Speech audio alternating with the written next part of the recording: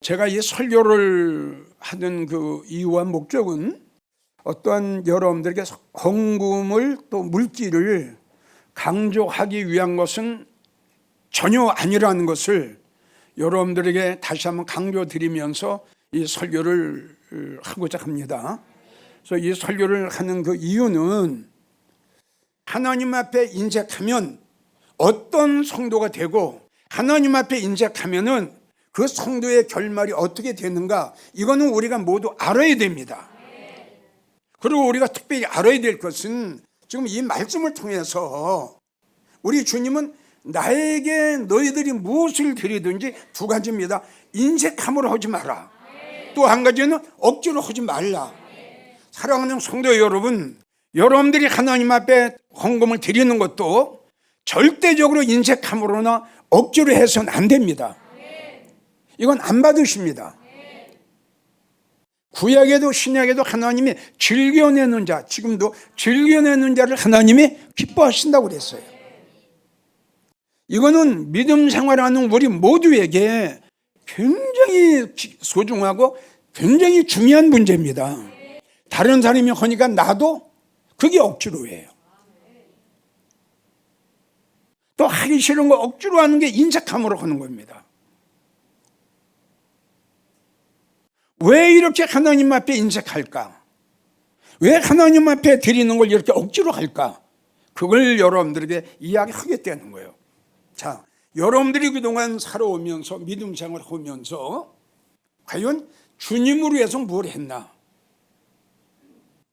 한번 깊이 생각하세요. 내가 주님으로 해서 한 게 뭔가? 생각하세요. 그리고 복음을 위해서 이 복음 증거하는 일에 과연 나는 무엇을 했나? 그리고 여러분들이 나가는 교회를 위해서 하나님의 성전을 위해서 한 게 뭐 있나? 뭘 했나? 그리고 주의 종으로 위해서 나는 한 게 무엇인가?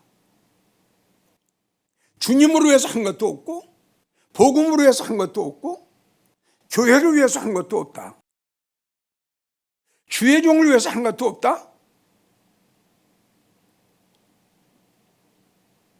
왜 그럴까?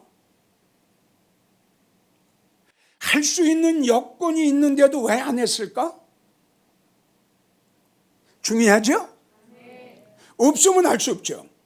아무리 하고 싶어도 없어요. 할 수가 없어요. 근데 할 수 있는 여건이 되는데 왜 안 하죠? 안 하는 이유가 뭡니까? 자, 한번 이제 들어보세요. 하나님 앞에 진정으로 감사할 줄 모르는 성도는 제일 첫째가 모든 거 다 첫째예요. 봉사하는 것도, 헌금하는 것도, 충성하는 것도, 섬기는 것도, 주님 앞에 드리는 모든 거예요. 모든 것 면에서 인색했다. 성경 많이 알아요. 설교 많이 들었어요. 믿음 생활을 오래 했어요. 근데 왜 이렇게 인색하냐? 제일 먼저가 뭐냐면 주님의 은혜와 사랑을 진정으로 마음속 깊이 깨닫지 못했습니다. 깨달아야 됩니다. 알아야 됩니다. 느껴야 됩니다. 내가 주님의 은혜와 사랑을 받았다는 걸 내가 믿어줘야 됩니다.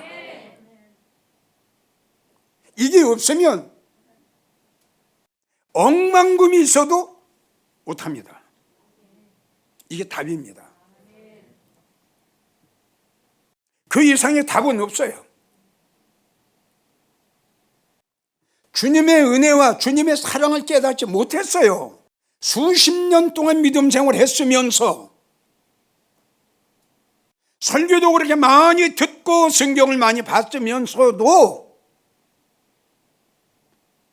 주님의 사랑과 은혜를 깨닫지 못했어요. 주님의 사랑과 은혜를 깨달으면 마음속 깊이 깨닫게 되면은 생명도 물질도 금덩어리도 은덩어리도 아깝지 않습니다. 성경에 하나님의 은혜와 사랑을 깨달은 믿음의 성도들의 생활, 그 결과를 보세요. 어떻게 했는가? 이들이 이렇게 하게 된 것은 주님의 은혜와 주님의 사랑을 깨달은 그 결과입니다, 이게. 자, 우리가 너무 잘 아는 마게도냐 성도들은 굉장히 가난했습니다. 고린도후서 8장 1절부터 보면은 아주 극한 가난이다. 그러니까 굉장히 가난했지요. 그런데 이렇게 극한 가난 속에서 아주 정말 그 어렵고 그 살아가기도 참 힘든 그 가난 속에서도 하나님 앞에 드리는 것, 주님 하는 일에 대해서는 아까우지 않았어요. 성경을 보게 되면 힘에 지나도록 했다 이겁니다. 극한 가난 속에서도, 아주 극한 가난 속에서도 하나님 앞에 드리는 것, 넘치는 기쁨과, 그냥 기쁨으로 드리는 거예요. 넘치는 기쁨과 극한 가난이 저희로 풍성한 연보를 하나님 앞에 드렸는데, 저희는 힘대로 할 뿐 아니라 힘에 지나도록, 그 어렵게 살면서 생활 속에서 하나님 앞에 드리면서도 얼마나 기뻐했는지, 그 어려운 생활 속에서, 어려운 환경 속에서, 그러한 가운데서도 힘에 지나도록 했다. 그러면 이렇게 한 성도가 천국에 올라가서 주님을 만났다? 주님이 어떻게 대우하실까요? 나도 그렇게 생각합니다. 할 수 없는 환경 속에서 했지요. 어려운 환경 속에서 했지요. 넘치도록 했지요. 여기 성경에 넘치도록 나옵니다. 넘치는 기쁨과, 틀림없이 마게도냐 성도들은 넘치는 주님의 사랑과 축복을 받을 겁니다. 왜? 이렇게 했으니까. 넘치게 했는데, 힘에 지나도록 했는데, 이 말씀을 풀어보세요. 어마어마한 축복을, 우리 주님은 다시 한번 말씀드리지만 얼마나 많은 액수의 헌금을 했느냐, 이걸 보시는 하나님이 아니라고 그랬어요. 믿음 안에서 하는 겁니다. 믿음 안에서 넘치는 기쁨, 너무너무 감사하다, 너무너무 고맙다, 너무너무 감사가 넘친다. 왜? 깨달았어요. 자, 그 다음에 마가복음 12장 42절에 나오는 우리가 너무 잘 아는 과부, 얼마나 어렵게 또 살아가겠어요? 2렙돈을 드렸어요. 뭐 얼마 안 돼요. 그 내용을 보면은 다른 사람은 풍족한 가운데 드렸지만 예수님이 친히 하신 말씀이에요. 아멘이에요? 이건 예수님이 친히 하신 말씀이에요. 이 말씀은. 예. 저희는 풍족한 가운데 넣었지만 이 과부는 구차한 중에, 그러니까 마게도냐 성도하고 똑같은 거예요. 남편도 없이 어렵게 혼자 살면서 그 힘들고 어렵고 가난하고 구차한 중에 성경을 보게 되면 생활비 전부를 하나에 빼뜨렸어요. 왜요? 주님의 은혜와 사랑을 깨달았어요.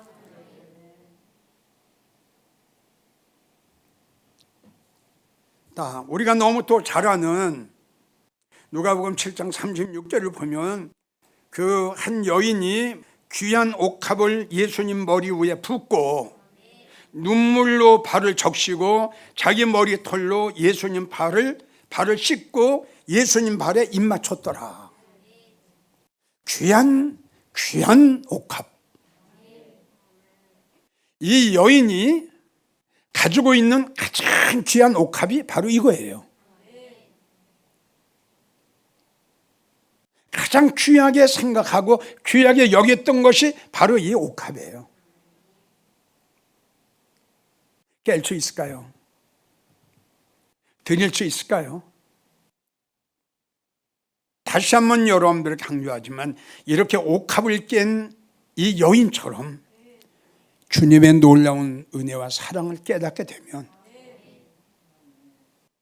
누구든지 할 수 있어요. 깨닫지 못하기 때문에 못하는 겁니다. 없어서 못하는 게 아니라 깨닫지 못하기 때문에 못한 겁니다. 자, 바울 로마서 14장 내가 살아도 내가 죽어도 이건 뭐 물질을 드리는 차원이 아니에요. 내 생명이 왔다 갔다 하는 겁니다.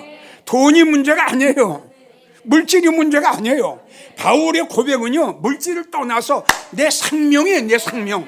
나의 생명을 주님께 드린다. 나의 생명을 우리 하나님께 드린다. 나의 생명을 복음으로 해서 드린다. 왜? 내가 나된 것은 이걸 깨달아. 나는 핍박자였다. 나는 천벌을 받을 수밖에 없는 나였다. 그러나 내가 사도가 된 것은 하나님의 은혜다. 이걸 느꼈어요.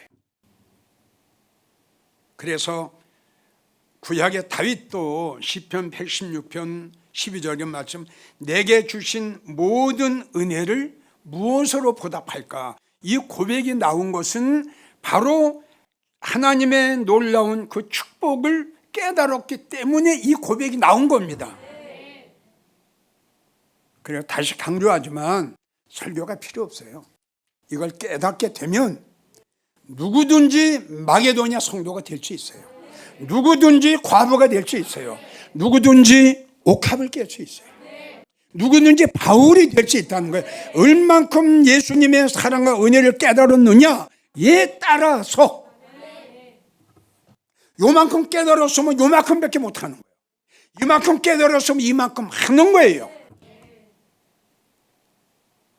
다시 한번 여러분들은 주님의 은혜와 사랑을 깨닫는 여러분들이 되기를 부탁합니다. 두 번째, 할 수 있는 여건 속에서도 왜 이렇게 하나님 앞에 인색했느냐. 자, 두 번째는 지금 여러분들에게 이야기한 대로 예수님보다 돈을 더 사랑했다? 글쎄요. 정말 이 주님을 사랑하고 주님의 그 놀라운 은혜와 사랑을 깨달았다 그 성도가 예수님보다 돈을 더 사랑할까요? 아니요. 그렇죠. 이것만 깨달으면은 예수님보다 돈을 더 사랑할 수가 없죠. 근데 예수님보다 돈을 더 사랑했다, 이런 성도가 있으면 어떤 성도다? 그렇죠. 깨닫지 못했죠. 깨닫지 못하고 예수님보다 사랑했죠. 글쎄요, 이게 그렇게 될까요? 물론 뭐 교회 왔다리 갔다리 하는 성도들이야 뭐 예수님은 저기 가서 있는 거겠죠. 그런데 바울 사도가 어떻게 유익된 거? 모세는 바로 공주의 아들? 정말 그 말씀이 믿어지고 그 내가 이 세상 떠나 주님을 만났을 때에 과연 내가 어떠한 축복 속에 어떤 영광 속에 현실이 되고 실상이 돼서 이걸 생각하고 이게 믿어지면은 여러분들도 모세같이 거절할 수 있고 바울처럼 나에게 어떠한 유익이 오더라도 그것을 배설물로 여길 수 있어요. 과연 이렇게 여러분들이 주님을 지금 사랑하고 있고 그 은혜를 깨닫고 있느냐, 이걸 여러분들에게 묻는 거예요. 디모데전서 6장 10절을 보면 돈을 사랑하며 일만하게 뿌리가 되나니 이것을 사모하는 자들, 돈을 사랑하는 자들이 미혹을 받아. 돈의 미혹을 받았어요. 물질의 미혹을 받았어요. 이 돈을 사랑하면요, 돈의 노예가 됩니다. 그렇기 때문에 이것을 사랑하는 자들이 미혹을 받는다 하는 것은 바로 그 돈의 노예가 됐어요. 노예가 되면은 내 생각도 내 마음도 내가 마음대로 다스리지 못하고요, 돈이 내 생각과 내 마음을 다스려요. 그럼 돈이 끄는 대로 난 갈 수밖에 없어요. 돈이 흐르는 대로 하는 거예요. 그렇기 때문에 돈 때문에 사람을 죽여요. 돈 때문에 진리를 거역해요. 돈 때문에 하나님의 영광을 가리워요. 이건 무서운 겁니다. 돈의 미혹을 받았다. 그래서 믿음에서 떠난다. 믿음에 떠났어요. 믿음에 떠나 많은 근심으로 자기를 찔렀도다 하는 것은 그것 때문에 자기가 망한 거예요. 히브리 13장 5절 말씀하시기를 돈을 사랑하지 마라. 있는 걸로 족해라. 욕심은 내지 말고. 자, 돈을 사랑했던 사람들, 돈의 노예가 됐던 사람들, 또 돈의 미혹을 받았던 사람들, 그 결과를 한번 봅시다. 아간, 여호수아 7장. 아간이가 금덩어리를 사랑했지요. 자, 금덩어리한테 지금 마음이 갔어요? 생각이 갔어요? 이해가 가요? 지금 예수님 여기 계시단 말이에요. 말씀이 여기 계시고 금덩어리 여기 있어요. 여호수아가 있어요. 그런데 금덩어리를 딱 보니까 여호수아도 안 보여요. 하나님의 말씀도 없어요. 아멘? 하나님도 안 보여요. 금덩어리만 보이는 거예요. 이게 미혹이에요. 그래가지고 이것을 금덩어리 외투 훔쳐가지고 감췄죠? 자, 하나님께서 아간이에게 회개할 수 있는 기회를 3번 주셨죠. 잘 들으세요. 이거는 잘 들어야 돼요. 그동안 하나님 말씀을 듣고 깨닫지 못한 성도들 기회가 있다고 그랬어요. 이 기회를 놓치면 본인이 아무리 내가 변화되고 깨닫고 새로워지려고 해도 안 됩니다. 그게 중요한 거예요. 나를 변화시키고 나를 깨닫게 하고 내가 은혜 받게 하고 내가 달라지게 하는 것은 성령이 하시는 일이에요. 성령께서 말씀을 통해서 몇 번 권면을 하고 훈계를 하고 책망을 했는데도 깨닫지 못하고 그 생활이 계속 변하지 않고 연결되면 그땐 성령이 탄식한다고 그랬죠. 이제 불행한 성도 되죠. 힘들어요. 은혜 받기가 참 힘들어요. 이 아간이한테 하나님이 3번 기회를 주셨어요. 근데 깨닫지 못했어요. 이 아간이가 금덩어리 하나 때문에 자기도 비참해졌죠. 자식까지도 다 망하게 만들었죠. 금덩어리 하나 때문에. 자, 그 다음에 우리가 잘 아는 사도행전 5장에 나오는 부부가 있는데 누굴까요? 벌써 주님이 알으셨어요. 땅을 팔았죠. 이거 판 걸 다 알았어요. 우리 주님이. 베드로도 다 알았어요. 성령님도 알았어요. 끝까지 속이는 거예요. 2사람이 다. 보세요. 땅 판 거 돈 몇 푼 때문에 두 부부가 이렇게 비참해졌어요. 여러분들은 지금 어떤 설교를 듣고 있느냐 하면 하나님 앞에 인색한 성도의 결과예요. 이게 얼마나, 지금 보세요. 얼마나 비참하게 되는가. 네가 너를 찔렀다. 내가 너를 죽인 게 아니라 네가 너를 죽였잖아. 아멘이에요? 내가 너를 망하게 한 게 아니라 네가 너를 망하게 했잖아. 네 스스로가. 얼마나 중요하고 얼마나 무서운 말씀이에요. 두 부부가 순간적으로 아주 비참해졌어요. 그냥 꼬꾸라졌어요. 참고로 이야기할 것이, 하나님 앞에 인색한 성도는요, 기도의 응답이 없어요. 그럴 수밖에 없죠. 하나님 앞에 인색했는데 하나님이 그 기도를 들어주시겠어요? 이사야 1장 15절, 내가 손을 펼 때에 내가 눈을 가리우고. 왜 손을 펴요? 도와달라고. 하나님의 도움 없이 살아갈 사람이 있을까요? 우리는 사람의 도움, 인간의 도움이 아니라 하나님의 도움을 받고 살아가야 됩니다. 근데 어려운 일을 당해서 하나님 나 좀 도와주세요 했더니, 아니 보세요, 주님이 눈을 감으세요. 그리고 네가 많이 기도할지라도 내가 듣지 않는다. 인색한 사람 없습니다. 예레미야 3장 8절, 내가 도움을 구하나 내 기도를 하나님 물리치세요. 안 들으세요. 44장, 주께서 내가 기도를 했더니 주님이 구름을 딱 띄워가지고 내 기도가 상달하지 못하게, 올라오지 못하게. 욥기 5장 1절을 보세요. 네가 부르짖어 봐라. 네가 기도해봐라. 네가 도와달라고 해봐라.